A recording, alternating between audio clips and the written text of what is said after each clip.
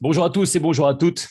Bienvenue sur ce webinaire organisé par Kinéformation, dont le thème est patient douloureux chronique, intérêt des approches neuromotrices dans leur prise en charge, animé donc par Rebecca Bardet, un webinaire qui va durer à peu près 1h30. Il va se passer en deux parties, en deux sessions. La première partie, ce sera la conférence à proprement parler de Rebecca. Et puis, dans un second temps, ce seront les questions et les réponses. Alors, vous avez été particulièrement nombreuses et nombreuses à vous inscrire à ce webinaire. Donc, on a déjà pas mal de questions qui seront posées dans la deuxième partie de ce webinaire. Et si vous avez d'autres questions et qu'on a le temps de les poser, vous pouvez aussi les poser directement dans le chat. Je vais passer la main tout de suite à Rebecca qui va pouvoir commencer à présenter ce webinaire. Bonjour Rebecca, j'espère que tu nous entends. En tout cas, merci Benoît de m'accueillir pour ce webinaire. et merci à tous d'être présents. Oui, on a déjà commencé à lire les questions et c'est très riche déjà. En tout cas, ça annonce quelque chose de très riche au niveau des partages et des échanges.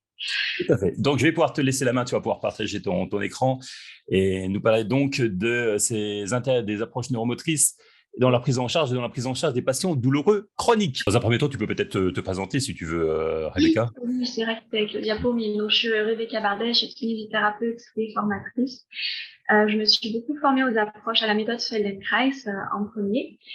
Et après, aux techniques d'intégration des réflexes archaïques. Donc, la méthode Feldenkrais, ça fait une bonne quinzaine d'années que je travaille avec et que j'ai suivi plusieurs cursus longs. C'est vraiment une méthode qui prend des années, je pense, pour apprendre. On peut apprendre, et moi, dans mes formations, je transmets des exercices, des mouvements de la méthode Feldenkrais, des principes fondamentaux qui peuvent largement enrichir notre pratique. En 2-3 jours, on peut apprendre beaucoup. Mais c'est vraiment un processus corporel qui est très... En tout cas, moi, ça m'a mis beaucoup de temps à le comprendre. Et heureusement, j'avais commencé par une formation de 2 ans.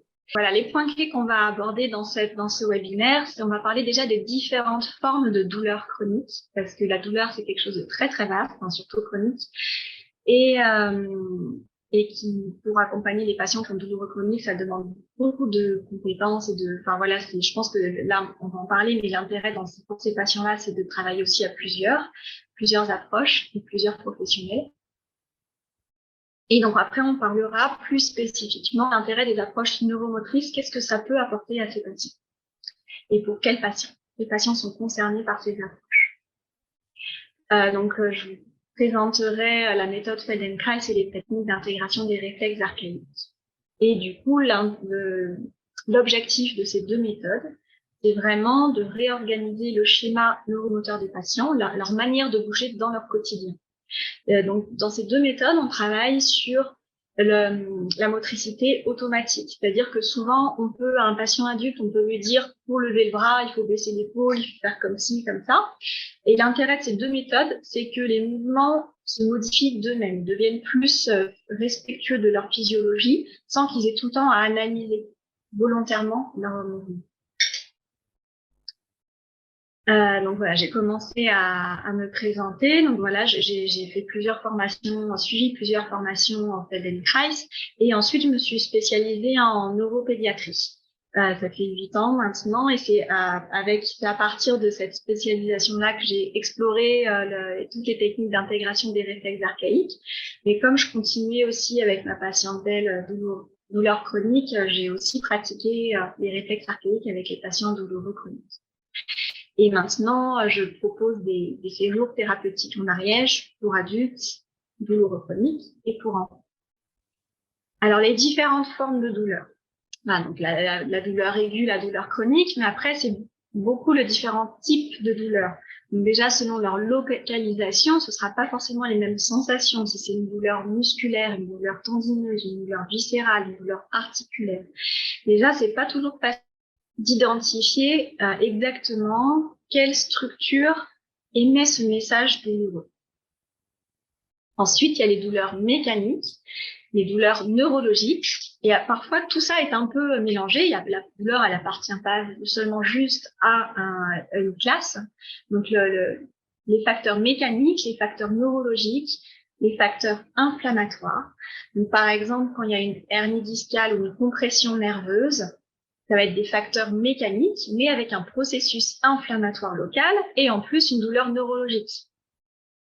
Donc, très souvent, il y a tous ces processus-là qui sont mélangés. Et c'est pas facile pour nous, professionnels aussi, de faire la part des choses entre quelle est la part douleur, quelle part de la douleur est due à un processus inflammatoire, que ce soit inflammatoire localisé ou inflammatoire global, quelle partie de la douleur est due à des facteurs mécaniques. Donc, quand c'est mécanique, ça va être par exemple postural, ça va être lié à certains mouvements qui entretiennent la douleur. Et quelle part de la douleur est liée à un nerf qui est comprimé ou des douleurs vraiment neurologiques. Et ça, c'est très important, je pense, ça doit faire partie de notre bilan, de pouvoir identifier tout ça, même si on n'est jamais vraiment sûr, en tout cas de chercher à comprendre. Ensuite, il y a la douleur psychique. Donc, ça, pour moi, c'est une douleur, c'est vraiment à séparer de la douleur physique. Il y a la douleur psychique, qui est une vraie douleur.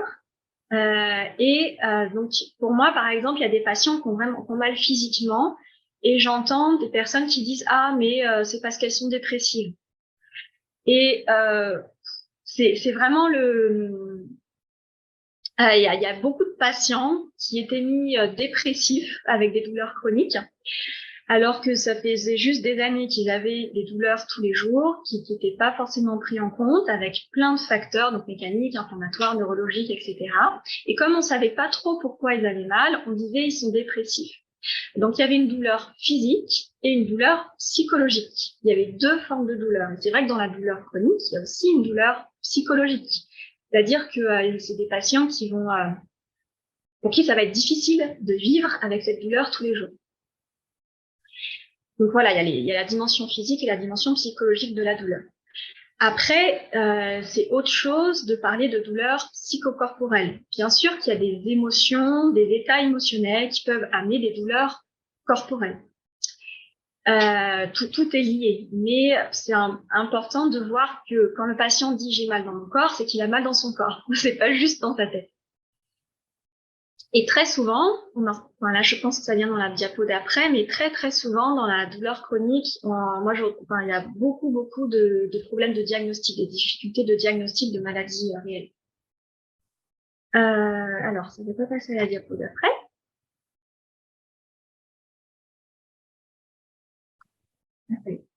L'importance du diagnostic, voilà. Donc on entend beaucoup, c'est psychologique. Et moi concrètement, beaucoup dans ma pratique, et j'ai quasiment, en tout cas dans les patients qui viennent me voir, parce que les patients qui venaient me voir, c'est beaucoup des gens qui ont déjà vu pas mal de thérapeutes, qui ont beaucoup fait de recherches et qui choisissent de faire une démarche d'apprendre à mieux vivre avec leur corps au quotidien. Et très souvent, il y a des choses, des diagnostics qui n'ont pas forcément encore été posés. Donc, ça m'est arrivé, par exemple, de voir une patiente qui était dite dépressive parce qu'elle avait des tendinites au talon d'Achille qui l'empêchaient de marcher tous les jours. Et en fait, c'était la maladie de Parkinson. Voilà, aussi dans fibromyalgie, parfois fibromyalgie, c'est un terme hyper vaste. C'est des patients qui sont pas diagnostiqués, on ne sait pas ce qu'ils ont et on met fibromyalgie. Mais parfois, c'est des intoxications en métaux lourds. Parfois, c'est la maladie de Lyme. Chez nous, on a beaucoup de maladies de Lyme et c'est très difficile à diagnostiquer.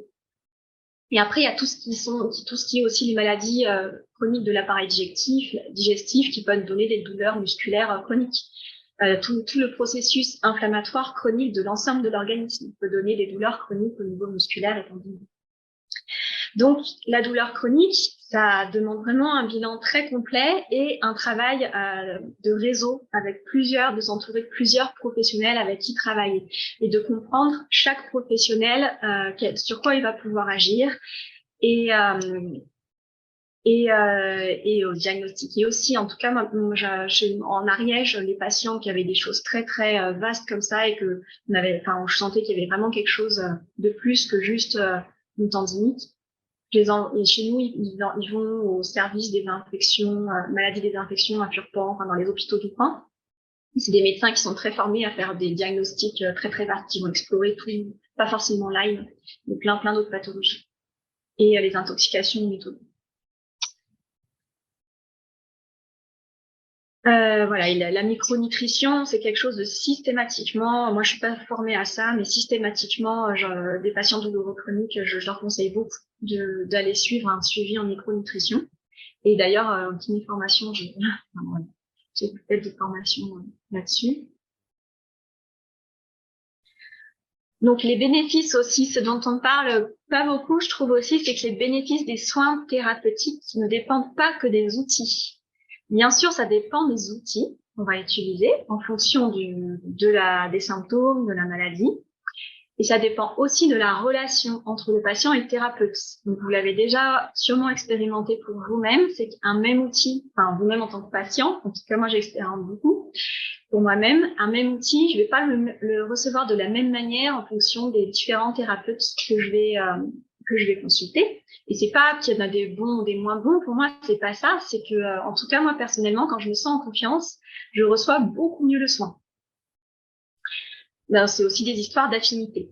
Et c'est vrai que moi, personnellement aussi, avec les patients avec qui je travaille, quand je sens qu'il y a une relation qui n'est pas entièrement, où la personne n'a pas entièrement confiance, ou en tout cas, il n'y a pas spécialement d'affinité, moi, j'hésite pas à aller aussi aller voir, à les envoyer voir mes collègues. En tout cas, moi, je travaille beaucoup comme ça. Et donc, ça dépend de la méthode utilisée en fonction du problème, de la relation entre le patient et son thérapeute, et du cadre thérapeutique. Parce qu'une même méthode et un même thérapeute, dans un cadre différent, ça n'aura pas le même effet. Donc, les cadres thérapeutiques, c'est par exemple, quand on soigne en centre de rééducation, il y a aussi tout le bénéfice du groupe, toute la structure qu'il va apporter. Quand on soigne en cabinet, il y a plus d'intimité. Voilà, et après, il y a donc à chaque fois, chaque cadre thérapeutique apportera ses bénéfices et ses limites. Donc pour moi, ce sont trois dimensions importantes dont il faut avoir conscience dans les soins qu'on propose à nos patients.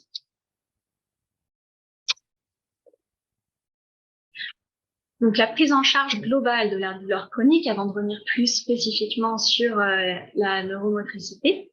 Donc ça demande d'aller explorer l'hygiène de vie, l'alimentation, le sommeil, le rythme de vie, la prise en charge des répercussions psychiques et comportementales, la posture et la motricité, donc ça on va en parler un peu plus, et le conditionnement, le reconditionnement à l'effort, avec tous les effets que le conditionnement à l'effort va avoir sur l'équilibre hormonal. Voilà, on va pas en parler.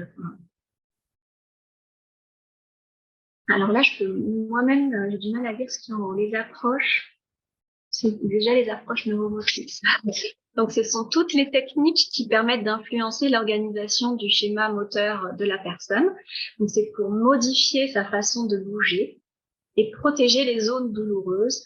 Comment utiliser son corps en préservant l'intégrité des structures fragiles. Et avec toujours en Feldenkrais, on parle beaucoup de bouger, avoir un mouvement avec le moins d'efforts possible et le plus efficace possible. Donc la méthode Feldenkrais, eux, ils définissent eux-mêmes cette méthode-là comme une prise de conscience par le mouvement.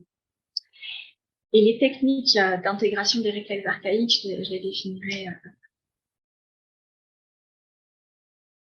Donc toutes ces approches neuromotrices, elles vont agir sur la sensorialité. Ça, c'est quelque chose en kiné, on n'est pas forcément formé pour faire des bilans sensoriels, c'est plus les psychomotriciens. Et pour prendre en compte tout l'aspect sensoriel, et pourtant dans la douleur, ça va être essentiel, parce que dans la douleur, dans certaines douleurs chroniques, vous en avez sûrement entendu parler, mais il y a l'aspect, c'est parfois plus dans la fibromyalgie qu'on va l'avoir, ou dans la dépression. C'est une information sensorielle qui est juste une information sensorielle, un toucher. Dans certaines formes de douleur chronique, une information sensorielle qui n'est pas dangereuse pour l'organisme devient douloureuse. Et il y a un problème d'inhibition des voies de la douleur. Et donc, tout le travail sur la sensorialité que permet les réflexes archaïques et la méthode Feldenkrais, ça permet d'aller faire un bilan aussi au niveau sensoriel, de voir les zones du corps qui sont hyper sensibles, les zones qui sont moins sensibles.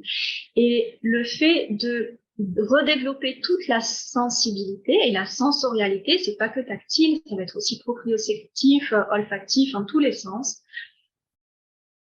Ça va permettre aussi de contribuer à l'inhibition des informations douloureuses qui ne sont pas censées l'être. Donc ça, c'est la sensorialité, c'est vraiment quelque chose qu'on va beaucoup aborder avec toutes ces approches neuromotrices.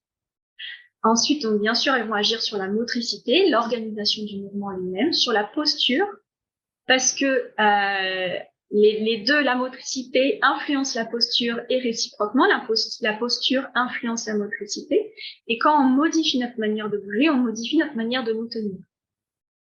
Donc, par exemple, quand on prend conscience de la mobilité des omoplates pour des patients qui sont tout voûtés, avec le dos rond en Feldenkrais, on n'ira pas dire tenez-vous droit. On proposera des mouvements que la personne n'est pas forcément habituée à utiliser, les mouvements des omoplates ou des mouvements du bassin, pour que d'elle-même elle redresse son dos. On intégrera, c'est-à-dire que la personne, elle va intégrer la mobilité de zones qu'elle ne pensait pas utiliser avant, et ça va modifier sa posture. Donc, ces approches neuromotrices, elles vont agir sur la respiration aussi, parce qu'en améliorant les mobilités thoraciques, les mobilités abdominales, le mouvement du diaphragme va être plus souple, enfin plus fonctionnel. L'estime de soi et la confiance. Donc ça, beaucoup, parce que là, je vous en parlerai en présentant la méthode Feldenkrais, mais c'est que l'un des principes fondamentaux de cette méthode, c'est de rester dans le confortable, dans l'agréable, dans le facile, et qu'il n'y a pas de bons ou de mauvais élèves, de bons ou de mauvais mouvements. L'idée, c'est toujours de se poser la question, est-ce que ces mouvements est utile à ce que je voulais en faire? Mais ça, on reviendra dessus après. Donc, du coup, ça déconstruit pas mal de choses apprises. Ah, mais pour tous les patients qui arrivent et qui disent, je sais pas respirer, je sais pas me tenir droit, je sais pas faire du sport, etc. Et avec la méthode Feldenkrais, ça change beaucoup de cette relation au corps qui s'était construite. Et donc, ces deux approches aussi agissent sur la régulation des états émotionnels. Donc, la méthode Feldenkrais, c'est ça va ses effets sur la régulation des états émotionnels, ça va se rapprocher un peu par exemple, de la méditation ou des techniques de yoga qui vont aider à la régulation du système parasympathique. L'intégration des réflexes archaïques, ça va aussi jouer à un autre niveau. C'est que dans les réflexes archaïques du nourrisson, il y a certains réflexes qui sont directement liés à la régulation tonico-émotionnelle. Et on reviendra dessus en présentant les réflexes. Donc, la méthode Feldenkrais. La méthode Feldenkrais, donc prise de conscience par le mouvement, elle s'exerce de deux manières. Elle peut s'exercer en collectif.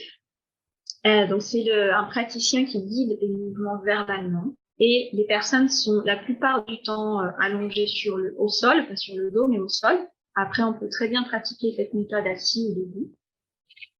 Et en tout cas, ils ne se regardent pas entre eux. Il n'y a pas d'imitation. L'idée, c'est que les personnes arrivent à comprendre d'elles-mêmes quel mouvement on cherche à initier verbalement et qu'elles se fassent elles-mêmes leur représentation mentale de ces mouvements.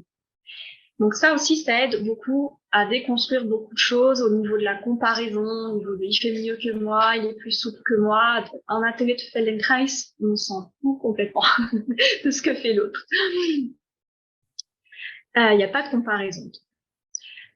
Donc, cette méthode, elle peut se pratiquer soit en groupe, soit en individuel. En individuel, c'est par le toucher. Donc, ça s'appelle les séances d'intégration fonctionnelle. Mais elles vont avoir les mêmes objectifs que les séances de groupe. C'est vraiment apprendre à utiliser différemment son corps, à utiliser toutes les mobilités, à intégrer toutes les mobilités pour avoir le mouvement le plus efficace possible et le moins coûteux en énergie. Donc, moi, ce qui a été très, très nouveau pour moi dans cette approche, c'est vraiment de passer par un apprentissage somatique. Et ça, on ne peut pas faire autrement avec les enfants. Donc, heureusement que je connaissais cette méthode-là avant de faire la pédiatrie.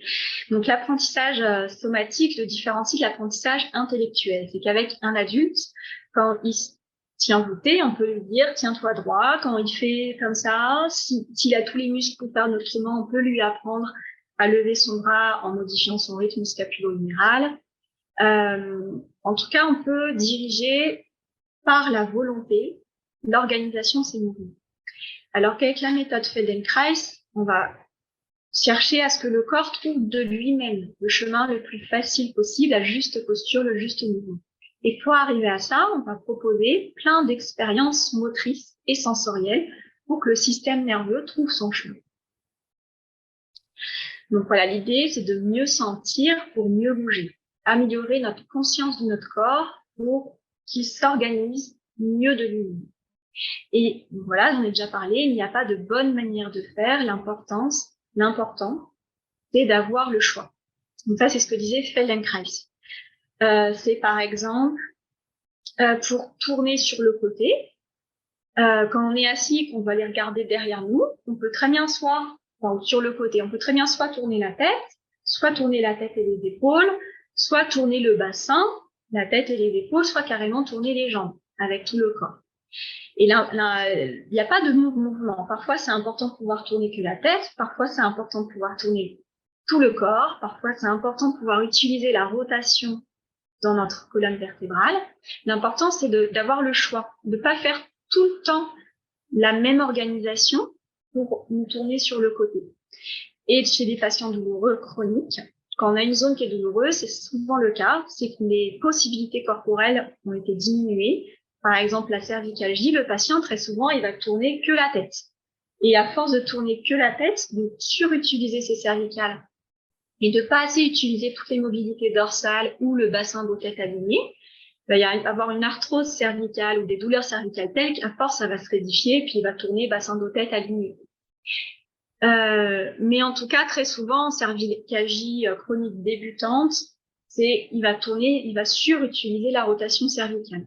Et donc, l'important pour soulager cette vertèbre cervicale, c'est d'avoir le choix dans toutes les mobilités possibles pour se tourner sur le côté.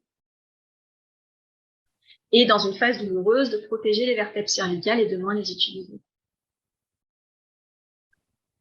Avoir le choix.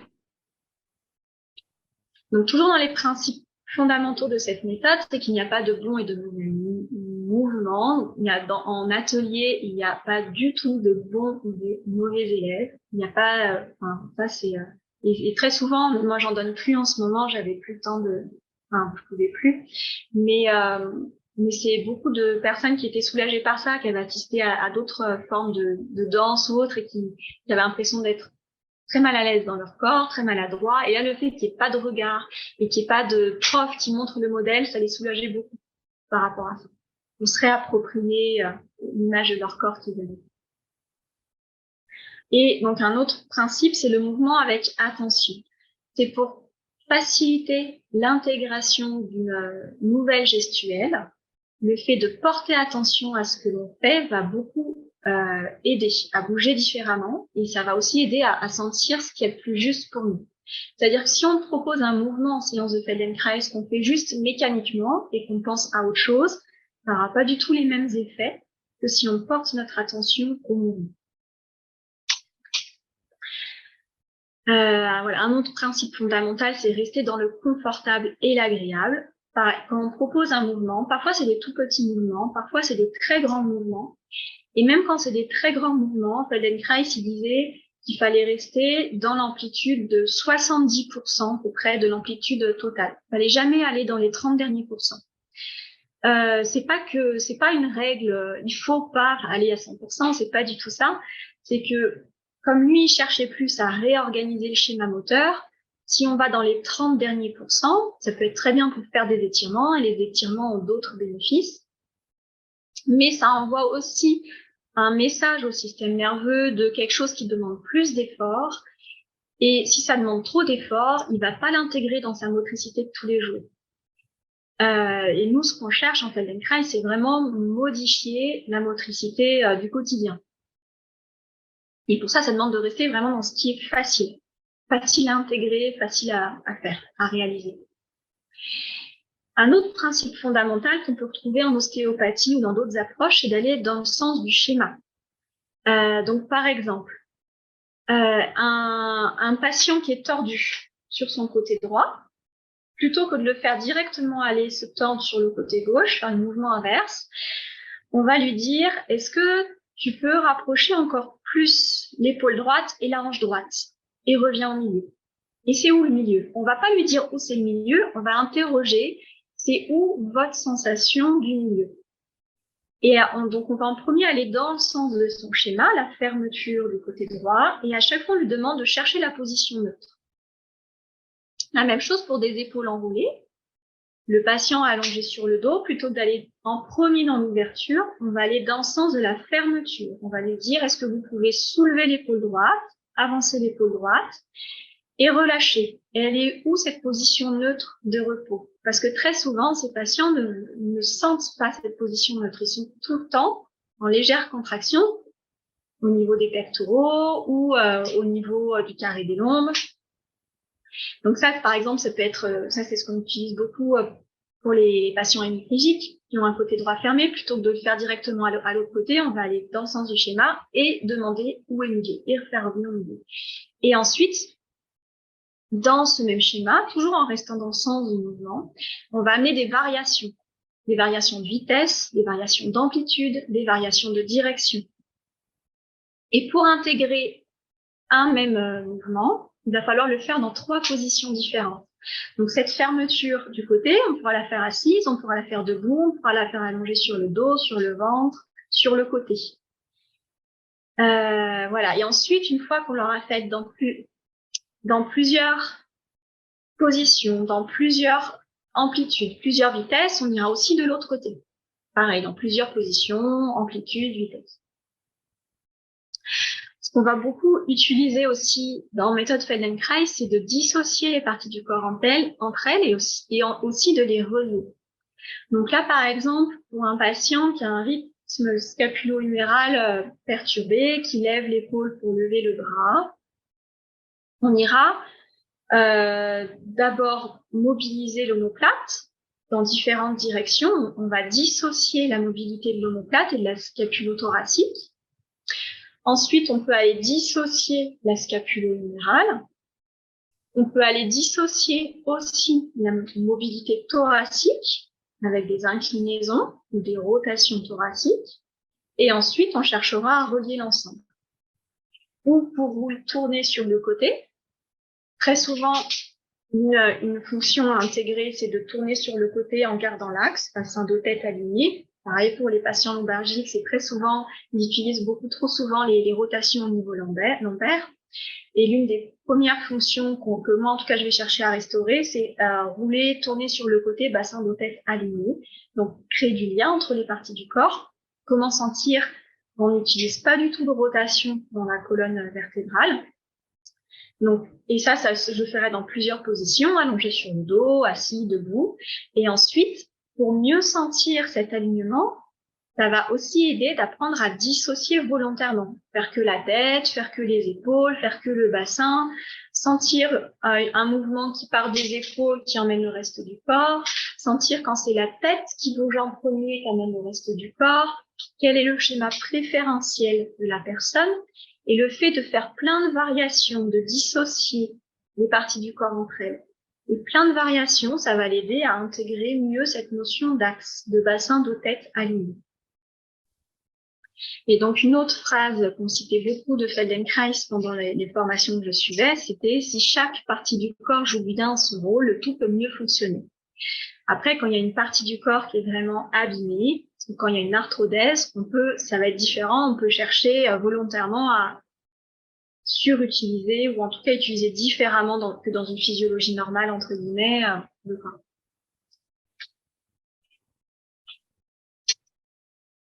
Donc ça, j'en ai déjà parlé un peu, c'est les contrastes facilitent les prises de conscience. Si un patient, quand on lui demande de tourner sur le côté bassin dos tête aligné, il n'arrive pas du tout, il part tout le temps la tête en premier, on va faire exprès de dissocier la tête et de le faire partir la tête en premier. C'est aussi aller dans le sens du schéma. C'est quand il y a un schéma qui est pas du tout intégré, on lui demande et on voit que le patient, ça c'est pas du tout dans sa représentation, il n'y arrive pas du tout, on va faire exprès, lui faire l'inverse de ce qu'on veut, pour mieux lui faire comprendre ce qu'on veut vraiment. Un autre principe aussi qui n'est pas forcément courant, c'est que dans presque tous les mouvements qu'on fait dans la méthode Feldenkrais, on cherche à dissocier le rythme de la respiration de celui du mouvement. Et ça, très souvent, les patients, ils ont beaucoup de mal au début. Parce que quand on fait de l'exercice physique, ils ont appris à souffler et c'est utile quand on porte des charges lourdes, c'est utile au sport, etc. À certaines fonctions, c'est très utile d'associer la respiration au mouvement. Mais dans la vie de tous les jours, si à chaque fois qu'on relâche les épaules, on doit souffler, ça demande beaucoup plus d'énergie. Donc ça, c'est typiquement, c'est ce que je vois beaucoup chez les patients qui sont enroulés. Dès qu'ils bougent les omoplates, ils sont obligés de caler le rythme de la respiration sur le rythme des épaules. Et tant que la vitesse du mouvement, tant que le rythme du mouvement est relié au rythme de la respiration, c'est qu'il n'y a pas assez de liberté dans la respiration et dans le mouvement. C'est que le corps, il n'est pas encore assez souple et fluide. Donc, voilà, c'est un principe pour ce qu'on cherche à faire dans la méthode Feldenkrais, mais ça ne veut pas dire que c'est une règle de vie, de dissocier les deux. Voilà, donc dans la méthode, on en a parlé, varier les amplitudes et les vitesses du mouvement, et donc ça revient à ce que je disais avant, rester dans l'amplitude facile, chercher le minimum d'effort possible pour un maximum d'efficacité. Et dans une séance, moi même en fin des séances collectives, je cherchais toujours à proposer une situation fonctionnelle. Par exemple, si on fait une séance sur des mouvements dos rond, dos creux, dans la vie de tous les jours, à quoi ça va servir le dos rond, dos creux? Ça va servir à l'équilibre debout, donc je peux finir par des mouvements debout. Ça peut servir en position assise, pour les personnes qui travaillent assises déjà à ne pas varier la position de leur axe, mais aussi quand ils ont besoin de bouger leur tête, par exemple, à ne pas bouger que les cervicales et intégrer mieux toute la mobilité du dos pour économiser les vertèbres cervicales. Voilà, que si on travaille sur des mouvements d'omoplate ou de lever le bras allongé sur le dos, je vais finir, imaginez que vous allez chercher un objet sur une étagère, comment vous faites, comment vous intégrez l'ensemble de votre corps, où est-ce que vous déplacez vos appuis. Donc en Feldenkrais, il y a vraiment un objectif fonctionnel. Et ça, c'est pas forcément connu parce que il y a beaucoup d'applications possibles de cette méthode sur Internet, en tout cas, on l'associe beaucoup à des cours de yoga, à des choses très de la relaxation, de la détente, alors qu'à l'origine, c'était vraiment quelque chose de très, très fonctionnel. En tout cas, Feldenkrais, il ramenait toujours ça à la fonction de tous les jours. Et donc là, c'est encore l'une de ces phrases, c'est l'impossible devient possible, le possible devient facile et le facile devient élégant. C'est-à-dire que quand la personne, et ça, moi, j'adore toujours le voir en séance, j'avais des personnes jusqu'à plus de 90 ans, qui arrivaient encore à s'asseoir, à s'allonger au sol. Et donc parfois, elles avaient une mobilité assez réduite, mais quand le mouvement était agréable pour elles et qu'elles étaient vraiment avec leur attention dans le mouvement et qu'elles choisissaient le chemin facile pour elles qui leur faisait du bien, c'était toujours beau à voir. Donc des applications fonctionnelles, pratiques de la méthode Feldenkrais, et c'est des choses qu'on abordait vraiment en formation, et on le voit aussi dans d'autres méthodes, comment se pencher en avant sans flexion du rachis.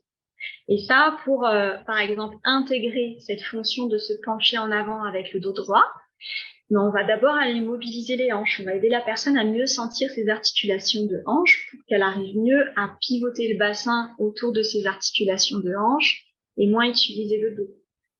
Donc, pour améliorer cette fonction, il y a plein de séances possibles, différentes, pour améliorer ce mouvement-là, quand la personne elle part tout le temps avec ses épaules ou sa tête.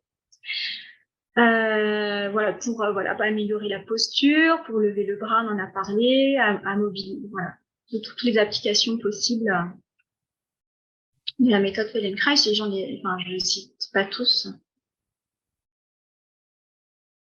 Alors maintenant, on va parler de technique d'intégration des réflexes archaïques.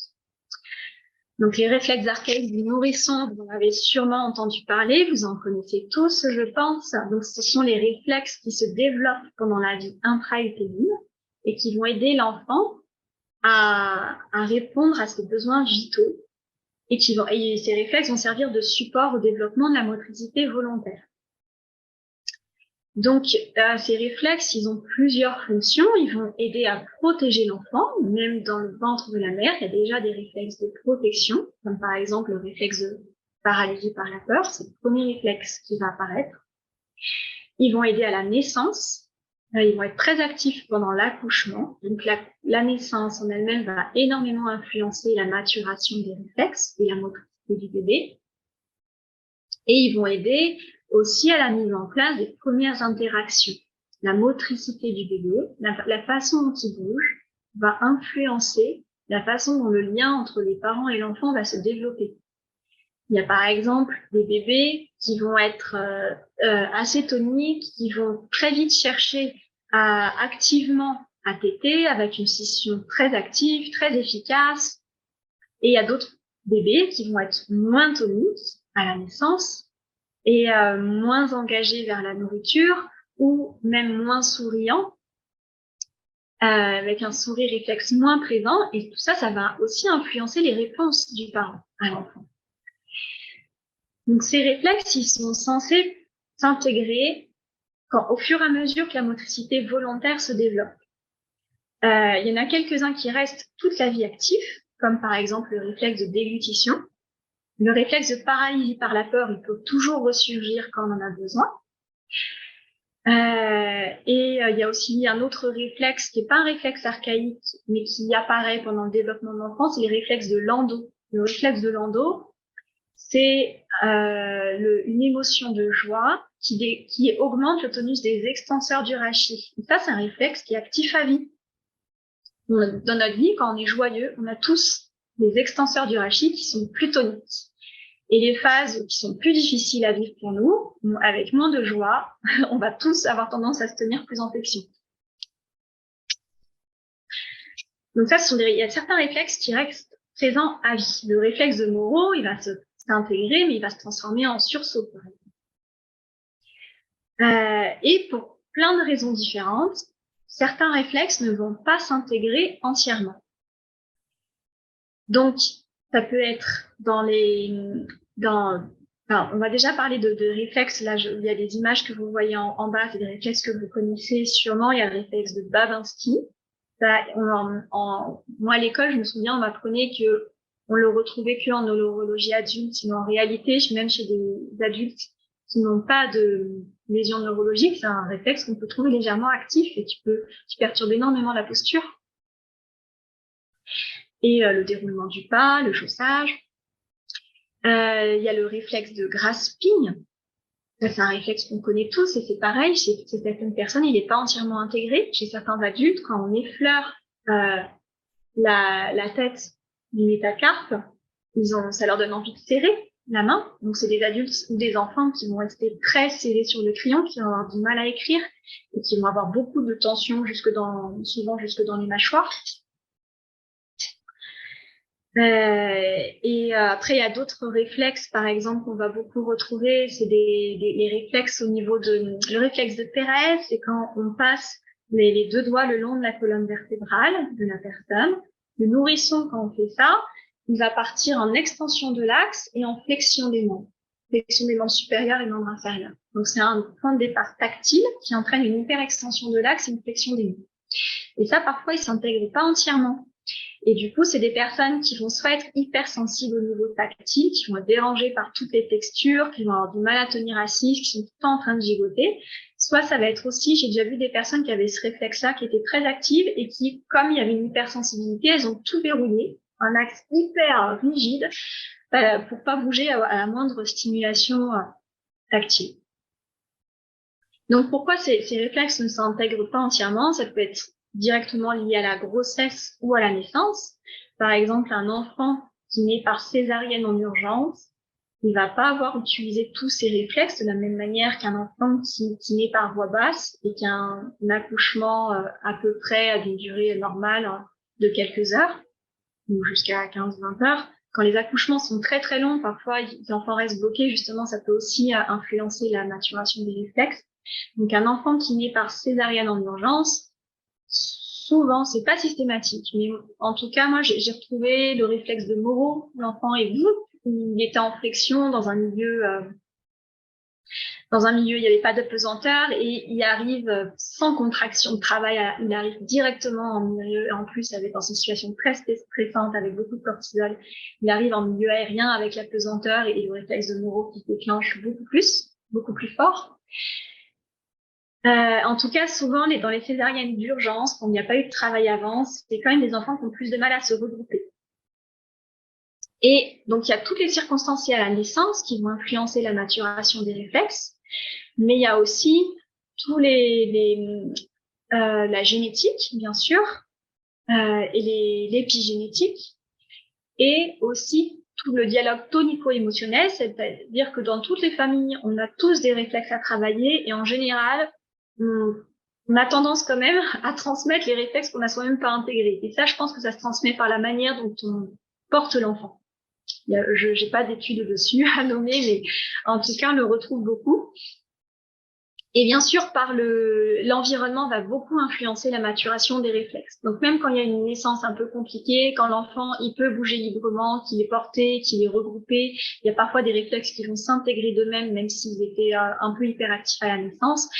Mais le manque de mobilité ou le matériel qui fige l'enfant, les transats, le portage avec les jambes dans le vide, si un enfant qui avait déjà des réflexes en hyperextension, donc il y a des types de matériel qui peuvent entretenir des réflexes déjà hyperactifs.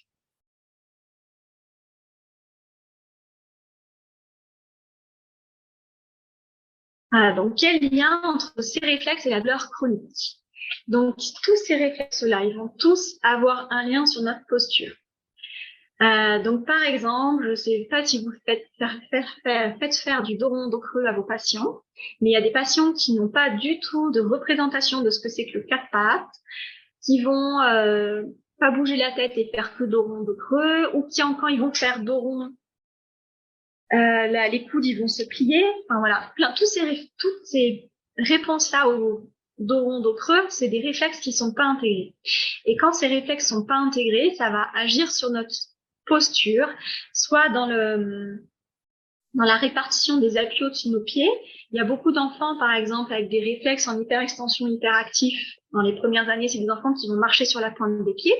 Et quand c'est pas intégré, plus tard, parfois, c'est que vers entre 10 et 15 ans qu'ils arrivent à marcher normalement, mais avec toute une chaîne postérieure qui est extrêmement tendue et des appuis qui ne sont pas, qui sont pas normaux quand même. Donc voilà, tous les réflexes, ils vont tous influencer notre posture.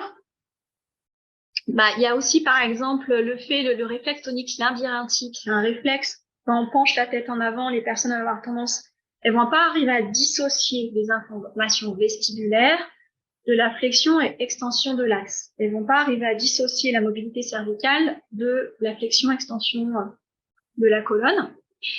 Et du coup, ce réflexe, quand il reste hyperactif, très souvent, c'est des personnes qui bougent tout le temps bassin dos tête aligné, où ça manque de dissociation dans les ceintures.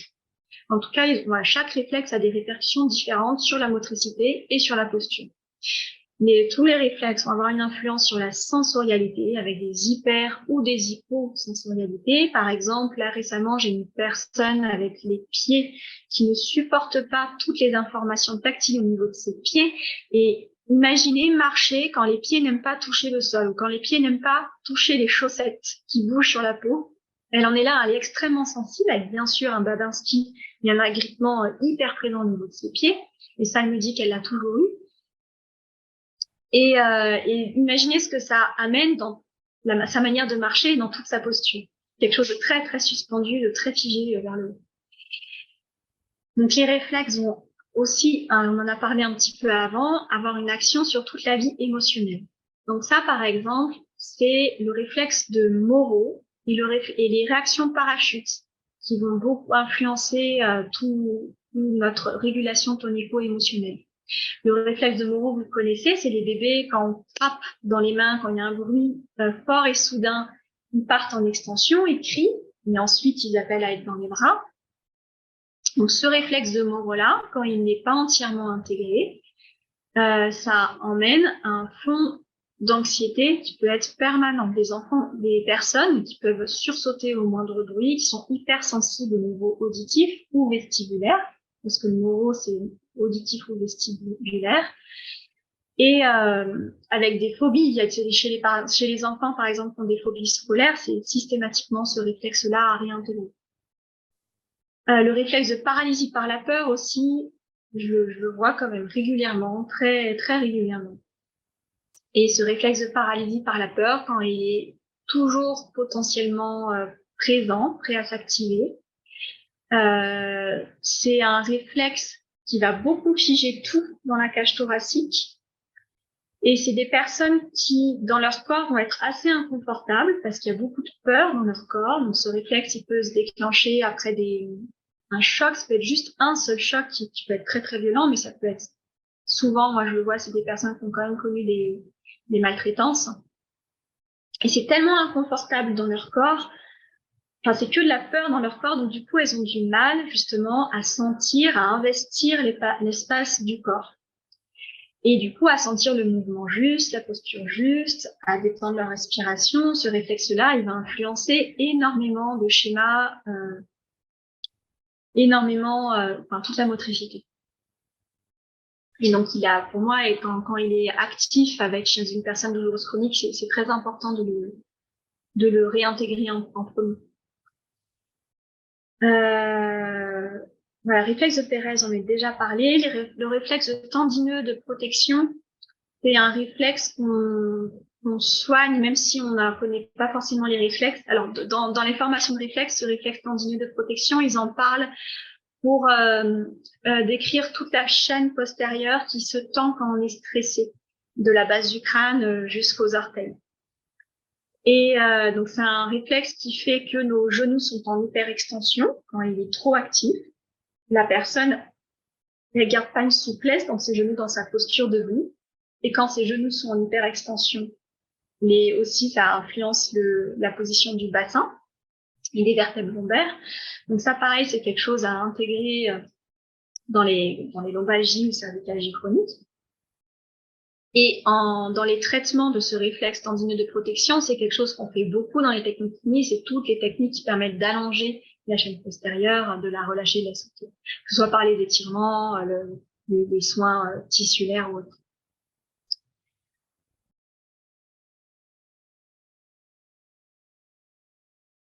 Voilà, bon, on va prendre le temps de répondre à vos questions. Donc, c'est juste pour aller plus loin sur ces approches avec kiné-formation. Du coup, il y a des formations assez courtes sur la méthode Feldenkrais et d'application en kinésithérapie. Il y a des enregistrements audio de mouvements avec un texte pour décrire dans quelle situation on peut les proposer, à quoi ça sert de pratiquer ces mouvements.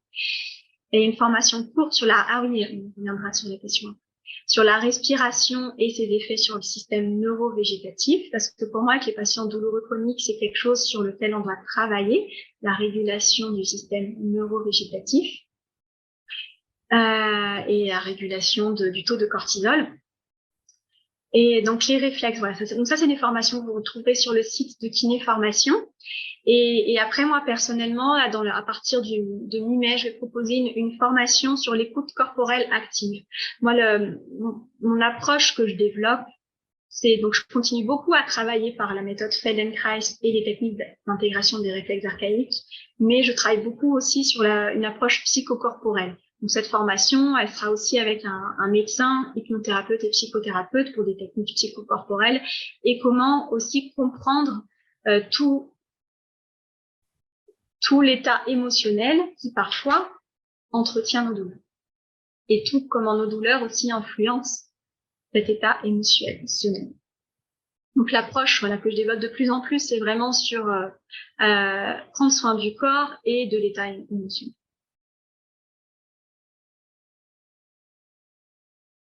Voilà, donc merci beaucoup pour votre attention. Et donc comme je l'ai dit tout au début, donc la douleur chronique, ça reste un vaste champ dans lequel toutes nos compétences et sensibilités différentes sont importantes. Donc là, on a présenté, parce que c'est ma spécialité, les approches neuromotrices, mais pour moi, beaucoup d'autres techniques qu'on a en kiné sont tout aussi importantes. Et l'important, c'est de pouvoir chacun reconnaître nos compétences et de travailler ensemble. Merci beaucoup, Rebecca, pour cette très belle démonstration. On a eu pas mal de questions. Alors, je vais mettre dans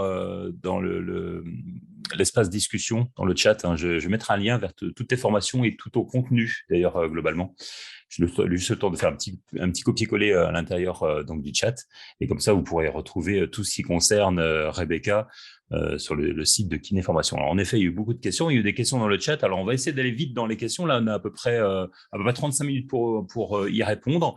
Alors, des questions qui avaient été posées lors de votre inscription. La première concerne la prise en charge par le kinésithérapeute de l'héminégligence. Oui, donc là, c'est en neurologie adulte, j'imagine. Je ne sais pas si la personne est présente. Donc là, en approche neuromotrice, la prise en charge de l'héminégligence, pour moi, ce serait alors déjà, quand il y a un dialogue qui est possible, ça dépend s'il y a une aphasie de compréhension et d'élocution avec cette héminégligence, mais c'est tout le travail sur compenser par l'intellect déjà. Est-ce que la personne, elle est capable de comprendre quand on lui demande, par exemple, une négligence, c'est-à-dire qu'il va pas utiliser tout son côté gauche, le patient, et je vais commencer par le sensoriel. Donc déjà, c'est par le toucher, d'intégrer, il y a des réflexes archaïques, pas des réflexes, des techniques de réflexes archaïques, justement, d'intégration, qui permettent d'intégrer toutes les parties du corps dans le schéma global. Donc c'est des techniques de massage pour agir au niveau tactile et proprioceptif, pour que la personne elle réintègre ces parties du corps qui sont oubliées dans le schéma global. Donc, il y a tout cet aspect sur la motricité, sur la sensibilité, tactile, proprioceptif, visuel aussi. Mais ça, c'est ce qu'on fait en centre de rééducation avec des cônes de les placer d'un champ visuel droit à un champ visuel gauche et inversement. Et pareil au niveau auditif, en tout cas d'agir sur toutes les entrées sensorielles et de passer de côté droit à côté gauche et de voir comment la personne elle traite les informations sensorielles, même auditives, à gauche, à droite. Et par l'attention, par l'intellect, quand c'est possible, de diriger son attention vers le côté gauche quand d'elle-même elle n'y va pas volontairement. Donc en tout cas, la prise en charge de l'héminégligence, ce serait ça. Ce serait de pouvoir agir sur toutes les entrées sensorielles possibles, gauche-droite. On a aussi une question en ce qui concerne un patient psychosomatique présentant des tremblements à l'hémicorps droit. Et quelle serait la prise en charge de ce patient? Oui. Et pour moi, ça demande de savoir l'origine des tremblements. Oui, donc au niveau du diagnostic, il y a encore... Ouais. D'accord. Ouais. Donc, si la personne qui a posé cette question est présente, elle peut encore détailler son diag directement dans le chat. Question suivante. Quelle est la principale nouvelle approche de prise en charge des douleurs chroniques? Y a-t-il une nouvelle approche? La nouvelle. Laquelle? Je sais pas la nouvelle. Moi, je propose juste les approches neuromotrices. Après, comme je disais, pour moi, c'est important de combiner, de savoir pour quel patient, de quel type d'information il a besoin aussi. Moi, mes collègues kinés, par exemple, travaillent beaucoup avec la méthode McKenzie. Voilà. Suite à une chirurgie endoscopique, en raison d'un canal lombaire étroit entre L4 et L5, on en reparlera d'ailleurs tout à l'heure de L4 et L5, le patient n'a pas totalement vu la disparition de ses symptômes sur une irradiation chronique sur la zone latérale de la cuisse gauche. Y aurait-il un bénéfice à suivre votre méthode thérapeutique sur un séjour thérapeutique de plusieurs jours? Question très précise. Pour moi, c'est difficile sans connaître la personne parce que moi, mon approche, c'est vraiment apprendre à mieux connaître son corps et mieux connaître les états émotionnels qui influencent les douleurs. Donc, c'est-à-dire que si c'est vraiment une cicatrice, quelque chose au niveau neurologique, moi, je vais pas avoir de technique très spécifique pour aller libérer une cicatrice. J'ai plus, si par exemple la personne, il y a certains mouvements qui soulagent la douleur, certains mouvements qui augmentent la douleur, et que cette douleur-là, elle a un fort impact émotionnel dans son quotidien, là, je vais plus pouvoir agir dessus. Voilà. Je sais pas si ça répond clairement à la question. Mais... on a un petit détail d'ailleurs par rapport à l'héminégligence. Il y a Milio qui nous dit dans le chat que l'héminégligence répond extrêmement bien au travail Feldenkrais en croisé. Oui. Douleur séquelaire, donc séquelles de douleur d'une hernie paralysante, toujours L4, L5, douleur d'endométriose, alors je pense qu'il y a deux questions, douleur d'endométriose profonde avec opération sur ovaire gauche et cicatrice interne faciale qui tire sur SN. La question était posée ainsi. Alors, pardon, je veux bien, j'étais encore avec le négligence. Est-ce qu'on peut faire quelque chose sur des douleurs d'endométriose? C'est ça la question? Alors, oui, on peut parler d'endométriose dans un premier temps, oui. Alors, moi, je peux pas parler de l'endométriose en général, je peux parler juste des patientes avec l'endométriose que j'ai vues. Et oui, effectivement, il y avait beaucoup de choses à faire avec la respiration, la régulation du système surtout sur la conscience du corps et la régulation du système parasympathique. Une question à poser à Patrick Zanetti, qui s'occupe pas mal de l'endométriose chez Kinéformation, par exemple. On avait aussi, alors c'est une question à tiroir, à mon avis, hein, donc une douleur séquelaire d'une hernie paralysante L4, L5. Donc là, pareil, ça dépend si c'est voir les éléments posturaux, les réflexes qu'il y a derrière, les facteurs mécaniques qui entretiennent la douleur et le type de motricité qui entretient la douleur. Quelle relation neurophysiologique faites-vous entre le travail diaphragmatique et le nerf vague? Oui. Alors pour moi, il y en a deux essentiels que je vois, mais après, je pense qu'il y a des ostéopathes aussi qui ont des informations plus précises. C'est déjà le nerf vague, il passe par l'orifice œsophagien dans le diaphragme, et qu'un diaphragme qui a du mal en se relâchant entièrement et à inspirer, à se contracter entièrement, ça va de toute façon influencer, serrer cette zone de l'œsophage et des nerfs vagues. Et l'influation, du coup, ça va ainsi influencer le fonctionnement du nerf vague. Donc, il y a déjà une action mécanique. Et après, il y a aussi l'action, par exemple, on parle des chocs post-traumatiques, d'informations traumatiques dans le corps. Ça, c'est quelque chose dont on parle beaucoup. Par exemple, un traumatisme, on va dire un accident de voiture, ça a déclenché un choc post-traumatique. Et du coup, la personne, dès qu'elle va être dans la voiture, elle va avoir des nœuds dans le ventre, avoir du mal à respirer. Et alors elle est plus en danger, dans une même situation, ça va provoquer une situation de stress dans son corps. Et donc ça, cette mémoire-là, elle existe aussi en sens inverse pour les bonnes choses. C'est-à-dire que quand on est détendu, quand on dort par exemple, on utilise entièrement la mobilité du diaphragme qui est beaucoup plus souple, la respiration elle est beaucoup plus régulière, beaucoup plus tranquille. Et inversement, quand on est en stress et que volontairement on modifie notre rythme respiratoire et l'amplitude du diaphragme, ça va avoir un effet sur le cerveau qui dit je ne suis plus en danger.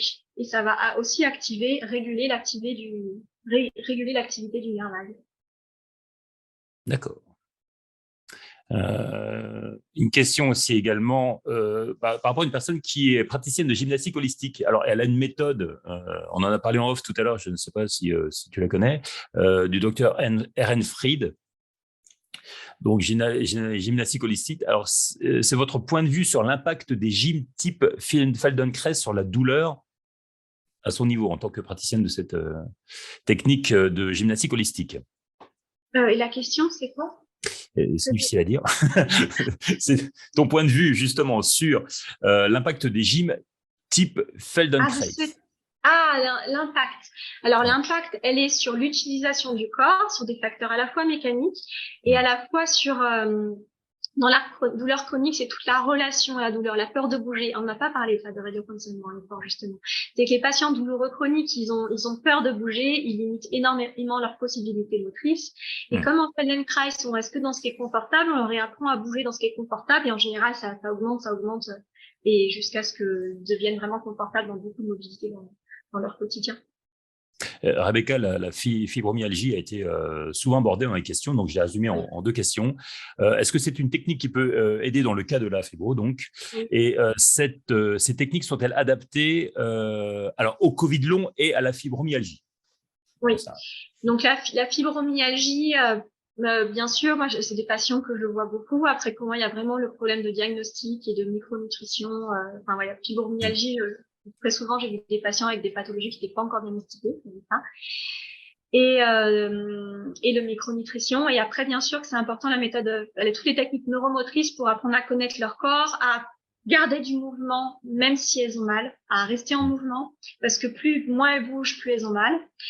Et rester en mouvement, à créer du confort, des sensations confortables aussi dans leur corps. Et donc ça n'a rien à voir, mais pour le Covid long. Le Covid long, alors moi personnellement, j'ai pas vu de douleur chronique dans le Covid long. j'ai jamais rencontré, donc je saurais pas.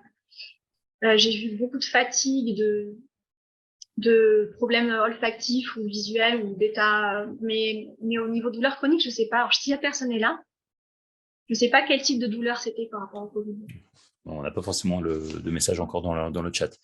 Sinon, on peut passer à la question suivante. Il y en a encore quatre questions. Oui. Comment aider des personnes avec un déconditionnement à l'effort et des douleurs chroniques?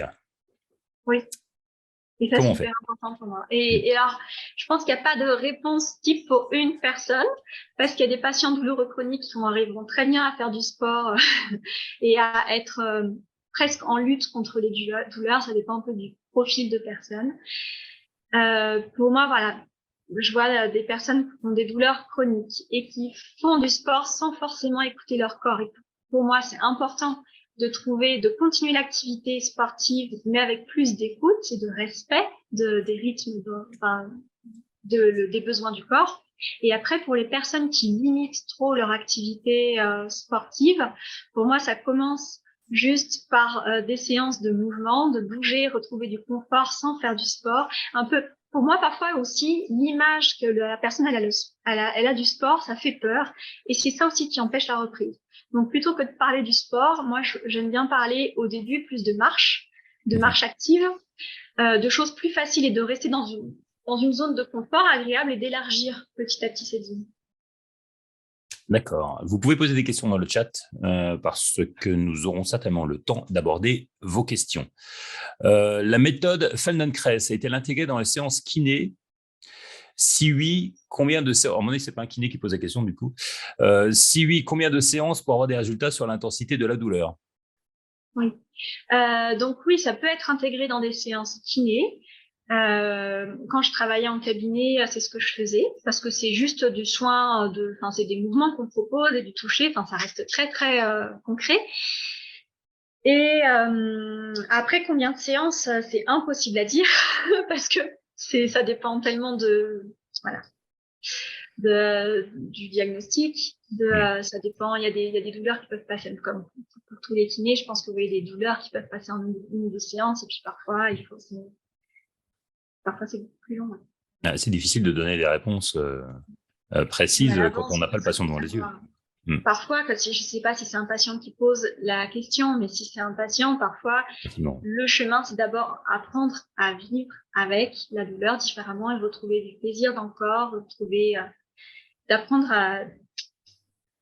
Parfois, donc déjà, la douleur, elle peut être diminuée, mais parfois, la douleur, elle disparaît entièrement quand on apprend vraiment à vivre avec. Ok, donc je rappelle que j'ai mis un lien vers toutes les informations qui concernent Rebecca sur le site de Kiné Formation. Alors, à la fois ses formations, mais aussi tout ce qui la concerne. J'étais étonné de ne pas le voir passer, ça. Existe-t-il des études scientifiques sur l'efficacité de l'intégration des réflexes archaïques? Alors, par rapport à la douleur chronique, j'en connais pas. Il y a des études scientifiques sur la scoliose et des réflexes. Alors, j'ai pas moi vu des études scientifiques encore sur l'efficacité des techniques. J'ai vu des études sur des réflexes archaïques qu'on retrouvait souvent pas intégrés dans des cas de scoliose. Et il y a beaucoup plus d'études sur les réflexes archaïques en pédiatrie, avec tout ce qui est troubles scolaires, tous les troubles du neurodéveloppement et les réflexes archaïques. Sur la douleur chronique, j'en ai pas encore, mais je sais qu'avec Kiné Formation, vous faites une formation sur la posture et les réflexes archaïques. Oui. Et du coup, peut-être que lui, il a plus de ressources. Moi, c'est vrai que comme je ne donne pas de formation, je fais que la pédiatrie en formation. Oui, il est possible qu'il y en ait. Hein. Et puis après, si quelqu'un est tenté pour monter des études, pourquoi pas. Ah oui. Même Feldenkrais, il y a beaucoup les études pour l'instant sur la méthode Feldenkrais, elles parlent des effets sur l'équilibre, sur la sensation de confort du geste, donc sur la subjectivité du mouvement, et sur la sclérose en plaques. Mais en réalité, il y a très très peu d'études sur la méthode Feldenkrais. D'accord. On dit souvent que la preuve de l'absence n'est pas forcément l'absence de preuve. Hein. C'est pas parce qu'il n'y a pas d'études qu'en fait il n'y a pas une réflexion scientifique aussi derrière. C'est souvent parce qu'il n'y a pas forcément de moyens. Hein. On sait bien au niveau des études, il n'y a pas forcément de volonté aussi parfois. Puis il faut que ce soit financé une étude. Souvent. Est-ce que l'on peut également perdre l'intégration? Et c'est la dernière question que j'avais parmi les questions enregistrées. Et maintenant, je commence à avoir des questions dans le chat, donc ça, c'est parfait. Est-ce qu'on peut également perdre l'intégration des réflexes archaïques lors d'un accident, par exemple? Bonne question. Oui, bien sûr. Carrément. Oui.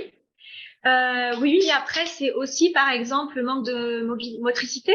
Les personnes qui restent beaucoup trop assises, qui manquent d'activité physique, elles peuvent avoir un grasping, par exemple, qui revient, ou des réflexes posturaux qui reviennent, mais complètement, ça peut revenir à l'âge adulte. Donc, c'est parce qu'il y a une atteinte neurologique ou c'est parce que c'est une… Non, pas forcément. En neurologie, bien sûr, encore plus, ça revient Oui. beaucoup plus en neurologie. Mais non, en fait, c'est que les réflexes archaïques, ils sont toujours là, dans le cerveau. Les schémas, ils sont toujours là. Et ce qui permet qu'ils ne s'activent pas, c'est la motricité volontaire. D'accord. Il y a une inhibition de la motricité volontaire. Et Ok. donc, il peut y avoir plusieurs choses qui enlèvent cette inhibition. Ok. Les accidents, la neurologie, le manque de motricité volontaire. Alors, dans le chat, nous avons une personne qui est atteinte de Covid long et elle a des douleurs chroniques depuis 3 ans. C'est la question qu'on posait tout à l'heure. Type myoclonie, tétanie musculaire, différente de la crampe, différente de la courbature. Système neurovégétatif qui est dysfonctionnel, elle est kiné, elle est très intéressée par ton approche. Alors, il n'y a pas vraiment de question, c'est juste un témoignage. Donc voilà, comme quoi les Covid longs peuvent être liés à des douleurs chroniques. Oui. Et alors, oui, bien sûr, le fait de travailler sur les schémas, la conscience du corps, toute la sensorialité, là, ça peut aider par rapport à ça, sur tout ce qui est crampes musculaires atypiques, et à la micronutrition, beaucoup pour Covid long, avec des bilans très très complets. Il n'y a pas beaucoup de spécialistes qui les font. D'accord. On a aussi une personne qui nous dit que les réflexes archaïques et le contrôle moteur, est-ce que c'est le même combat? Alors, les réflexes archaïques et le contrôle moteur? Contrôle moteur, oui. Alors, c'est quoi le contrôle moteur? Oui, c'est Jan Saidis qui pose cette question. S'il peut préciser ce qu'il entend par contrôle moteur, ça serait super. C'est-à-dire que dans les réflexes archaïques, c'est des choses que les kinés voient beaucoup. Souvent, les kinés qui viennent à mes formations, quand ils comprennent, mais c'est pour ça que mes patients, ils font tout le temps ça, et que même si je leur dis de faire autrement, ils n'y arrivent pas. Ça, c'est vraiment les réflexes archaïques qui font ça.